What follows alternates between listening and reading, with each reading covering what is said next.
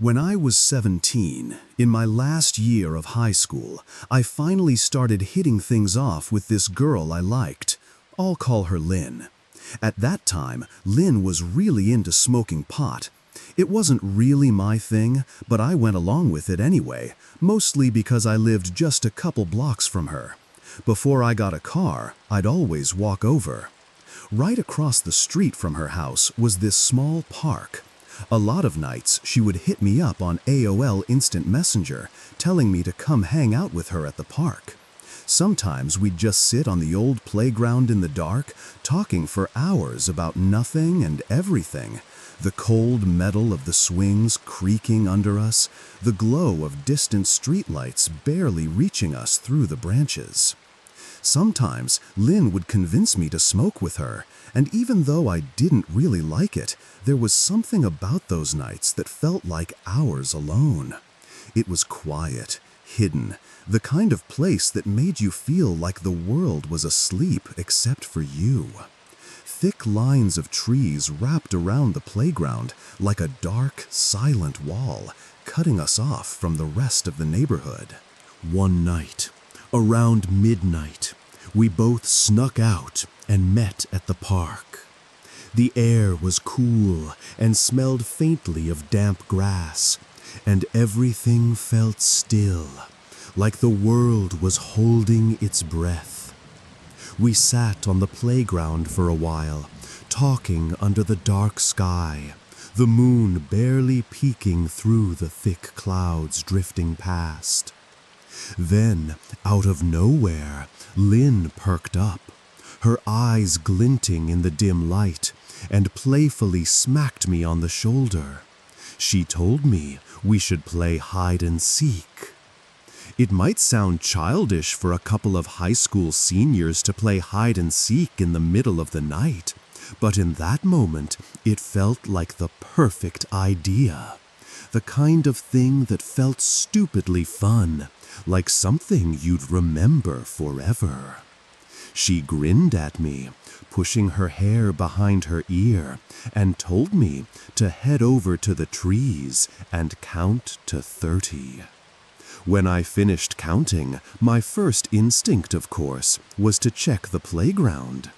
If she wasn't there, I'd move on to the picnic area next. We always carried flashlights with us whenever we went to the park.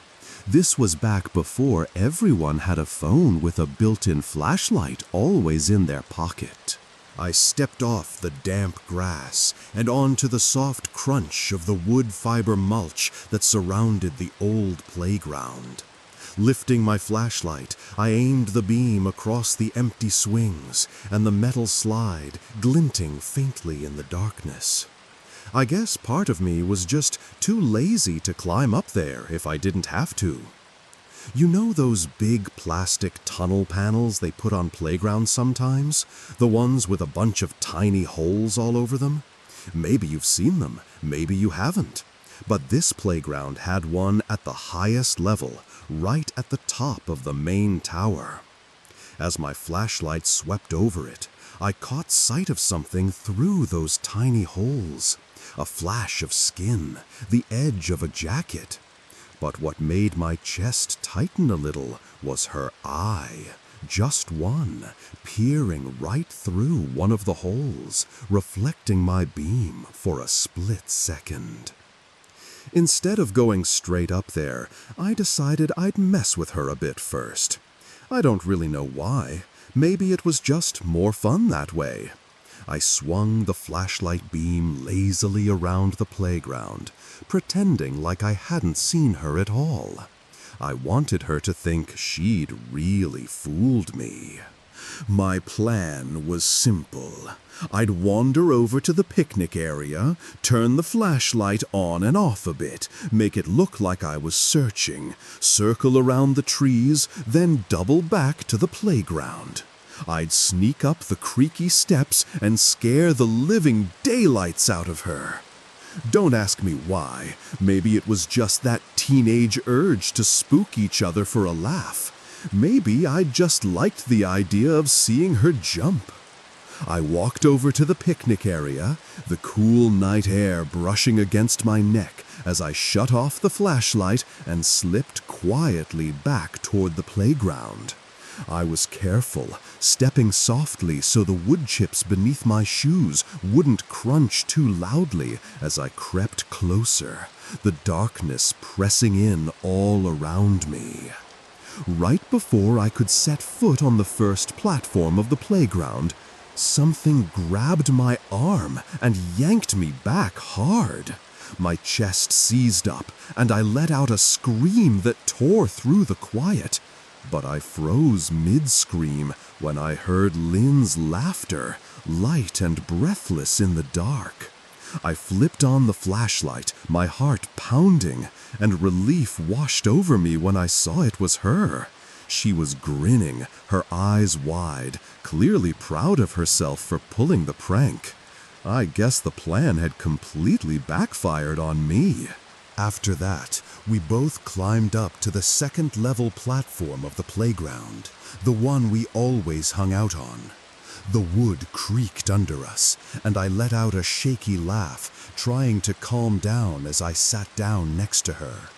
I turned to her and asked if she knew I had seen her hiding behind that plastic tunnel thing at the top of the playground, peeking through the holes. But she just looked at me, confused, tilting her head like she didn't understand what I was saying. She acted like she'd never gone up there at all.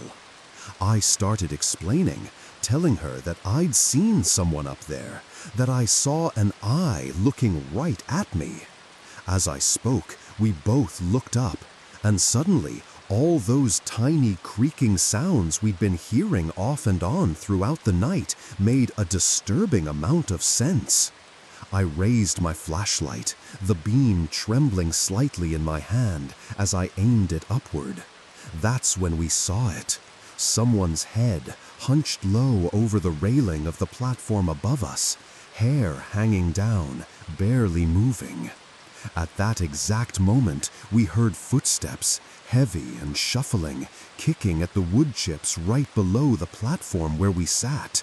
The sound was too close, too real, echoing in the darkness. I didn't even think. I made the first move, telling Lynn to run, and she followed immediately, both of us scrambling down the steps. I shut off my flashlight as we ran, the world around us blurring, shadows twisting between the trees. It wasn't a long run, thank God, since Lynn's house was right across the street. We rushed inside, pulling the door shut behind us, our breathing heavy, and ran to her room. We shut the curtains tightly, blocking out the streetlights and the park across the road. I ended up staying there for the night, not wanting to step outside again, not wanting to walk home in the dark. That night marked the end of our late-night visits to the park, for good.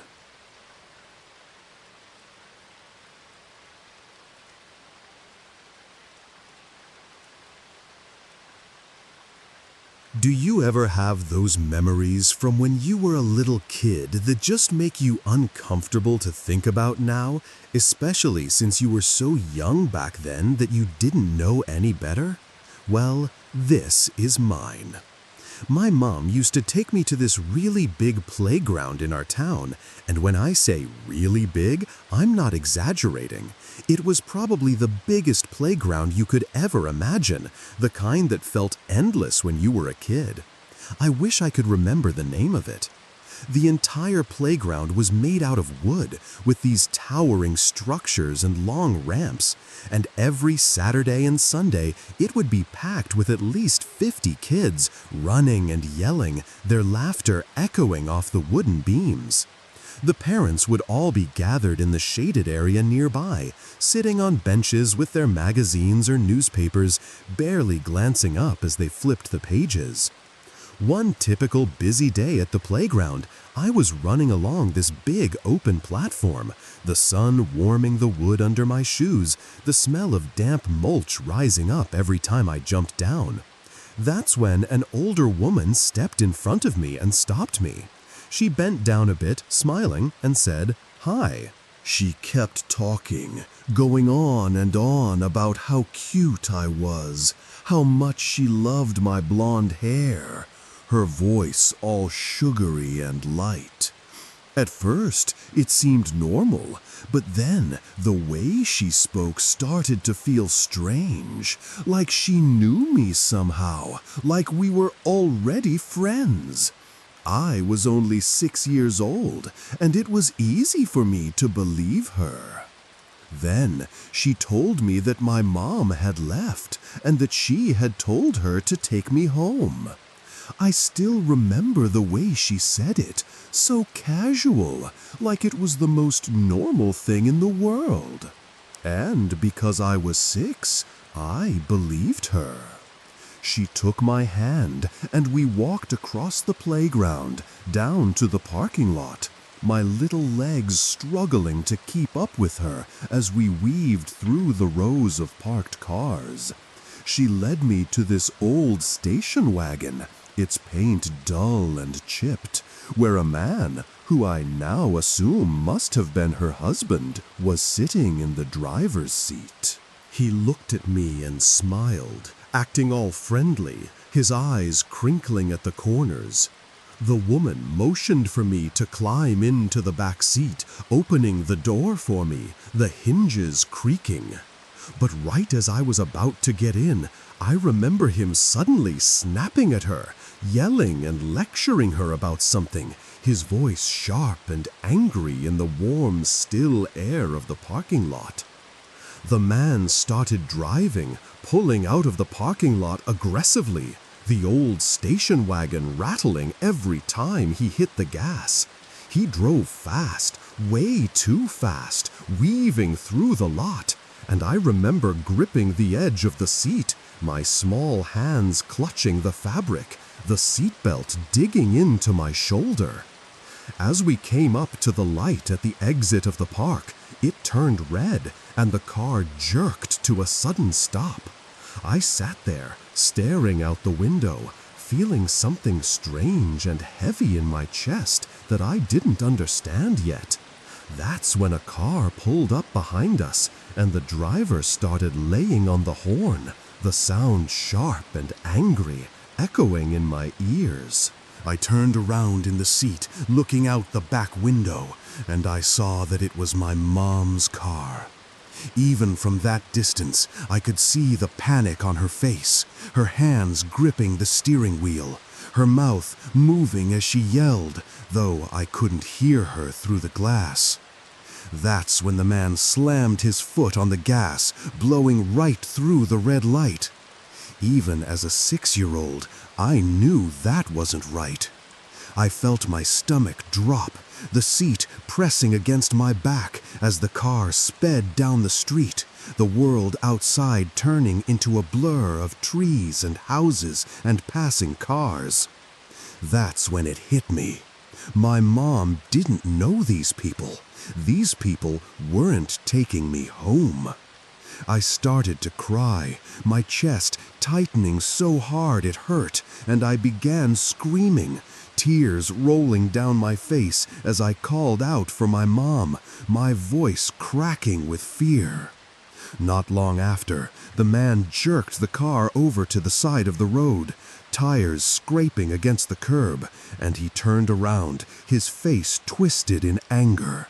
He yelled at me, his voice so loud and sharp that I flinched, telling me to get out of the car.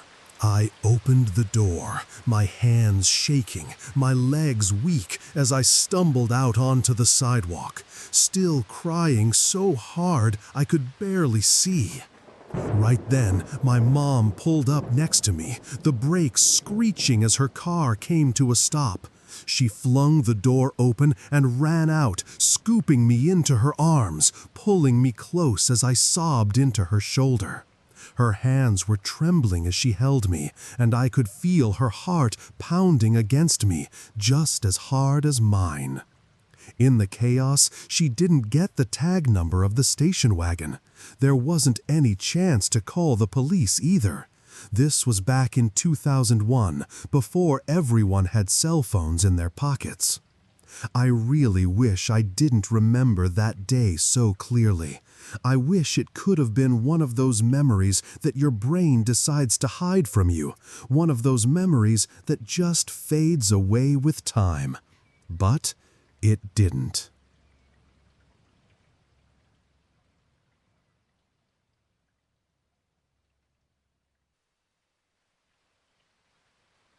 I'm a single father, currently living alone with my 5-year-old son. In our backyard, there's this old wooden playground, the kind that's weathered and creaks when the wind hits it just right. It's got a tire swing hanging from a thick branch, a set of monkey bars, and a big faded yellow slide that's seen better days. A couple of times recently, I've been hearing noises coming from that playground at night. I'll start with the first night it happened. It was sometime last week when I woke up in the middle of the night, the house quiet except for the sound coming from outside. It was a squeaking sound, faint but steady, and it took me a moment to place it. Then I realized it was the rusty chain of the tire swing spinning around in the dark. And mixed in with that squeaking, I heard it. The soft, high-pitched laughter of a young child out there in the yard. At first, I thought it was my son. Maybe he had woken up and decided to sneak outside to play, even though it was the middle of the night. My heart was pounding as I got out of bed and went straight to his room. When I opened the door, the soft glow of his nightlight fell across his small figure, curled up under his blankets, breathing slowly in deep sleep. My heart dropped as I stood there, realizing that if my son was in bed, that meant someone else was out there in my yard. I hurried to the back door and stepped outside, the cold air hitting me as I scanned the yard. But there was no one there, just the quiet night, the smell of damp grass, and the soft creak of the tire swing, swaying gently, spinning slowly, as if someone had just let go of it. I stood there for a moment, trying to calm the uneasy feeling crawling up my spine. I tried to convince myself it was probably just some neighborhood kid who had snuck into my yard for a quick play in the middle of the night, for whatever reason, and I went back inside, trying to push the thought away so I could go back to sleep. But the next night, it happened again. I woke up to a different sound this time, the heavy, rhythmic thumping of someone stomping up and down the slide outside, and once again, the sound of a child's laughter breaking the quiet. My chest tightened as I went to check on my son again, pushing open his door to find him lying there, fast asleep, exactly like the night before. This time, I decided I needed to be a little smarter about it. Instead of rushing outside immediately, I went to the window first, pulling the curtain back slowly, letting the moonlight spill into the room as I peered out into the yard. But there was nothing there. The playground stood empty, shadows stretching across the wood, the tire swing hanging still now, swaying just a little in the breeze. Even so, I still stepped outside, the cold biting at my skin as I walked across the yard, checking every corner, every dark space around the playground, just to be sure. For the next few nights, nothing happened. The house was quiet, the yard was still, and I let myself forget about it, brushing it off as just one of those weird, explainable things that you let go of because you have to. But now, I wish I hadn't. But on the third night, while I was lying in bed, there was a knock at my window. It startled me so badly that I sat up, frozen, my breath catching in my throat. For a good minute, I just sat there, staring at the curtains, afraid to pull them back. afraid to see what might be waiting on the other side of the glass. Eventually, I worked up the nerve, telling myself it was probably nothing, just the wind or a branch, or maybe even a stray cat. My hand was shaking as I reached for the curtain, slowly pulling it aside, the cold from the window seeping into my skin. I peered out through the foggy glass, leaning closer until I found a clear smudge I could see through. My heart dropped when I saw it. Both of the swings on the swing set were moving, swaying gently back and forth as if someone had just been there, pushing them. And over the quiet night air, I heard it again, the soft, unmistakable laughter of a child drifting across the yard. Something inside me snapped, and I ran. I flew down the stairs, skipping steps, the house creaking under my weight as I tore through the living room and out the back door, ready to catch whoever was out there. But when I stepped into the yard, the cold air stinging my skin, I didn't find a couple of deviant kids sneaking around. Instead, I saw it. A towering figure, dark and still, looming at the top of my playground, its shape outlined by the weak glow of the porch light. It was standing there, perfectly still, facing me. The moment I saw it, whatever courage I had left turned to pure fear. I froze, my breath caught in my throat, and then my body took over, and I turned and bolted back into the house, slamming the door shut behind me. My hands fumbled with the lock, my fingers cold and clumsy, before I finally managed to turn it, locking the door as my heart pounding in my ears. I grabbed the phone and dialed 911, my voice shaking as I tried to explain what was happening, what I had seen in my yard. The wait for the officer to arrive felt like the longest 20 minutes of my life. I kept glancing out the window, expecting to see that figure again, watching, waiting. But by the time the officer finally pulled up and I led him out to the yard, the figure on the playground was gone. The swings were still, the yard was quiet, and there was nothing there but the cold night air. They took down what little information I could give them and left, telling me to call again if anything else happened. I wish I could say that was the end of it, but just last night, there was another knock at my window. This time, I didn't check. I didn't move. I just lay there in bed, listening to the knock, trying to convince myself it was nothing, even as every part of me knew it wasn't. Tonight, I'm dreading going to sleep. I keep telling myself I'm going to install security cameras around the house soon. Maybe tomorrow, maybe the day after. Either way, I'll give an update on what happens next.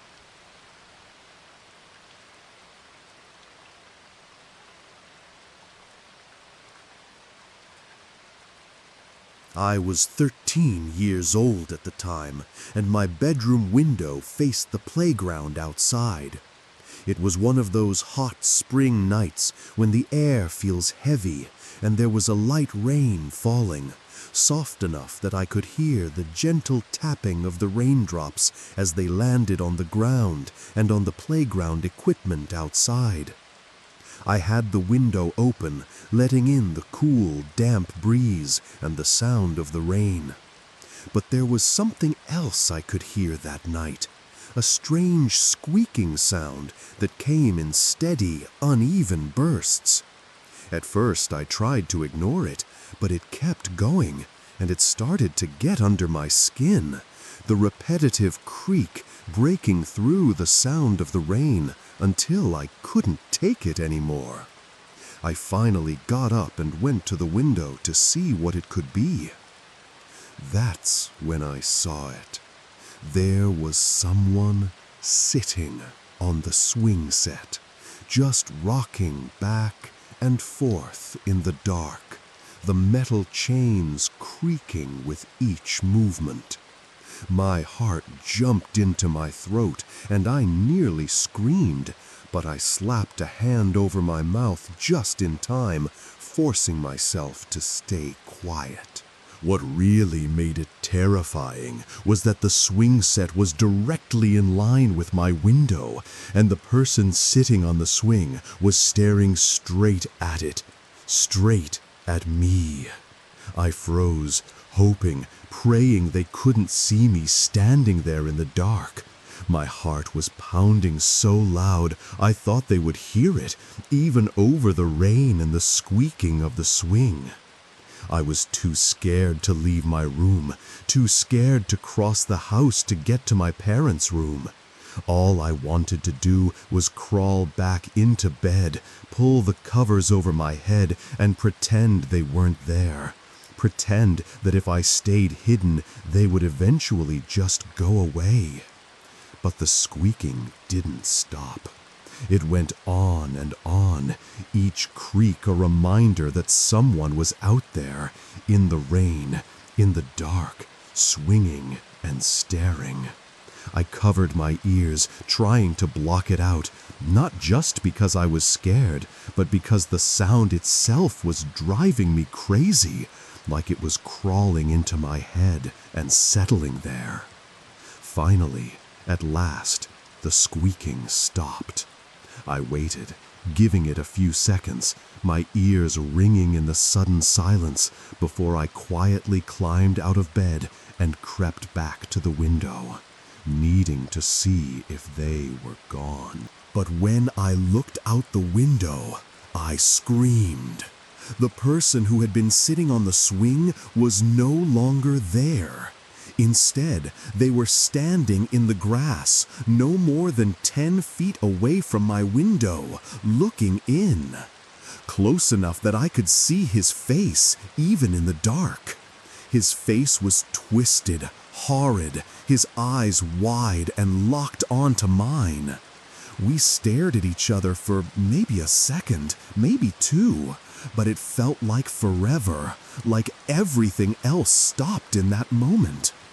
And then I turned and ran, screaming for my dad as I bolted across the house, the sound of my own voice filling the hallway. My dad came running, and I pulled at his arm, dragging him back to my room. He looked out the window, then told me to stay there as he went outside into the rain. He came back about 5 minutes later, water dripping from his hair, and told me he couldn't find anyone out there. But he said there were boot marks under the swings, deep in a patch of mud that had formed from the rain. He couldn't find the person who made them. That night was, without a doubt, the scariest moment of my life.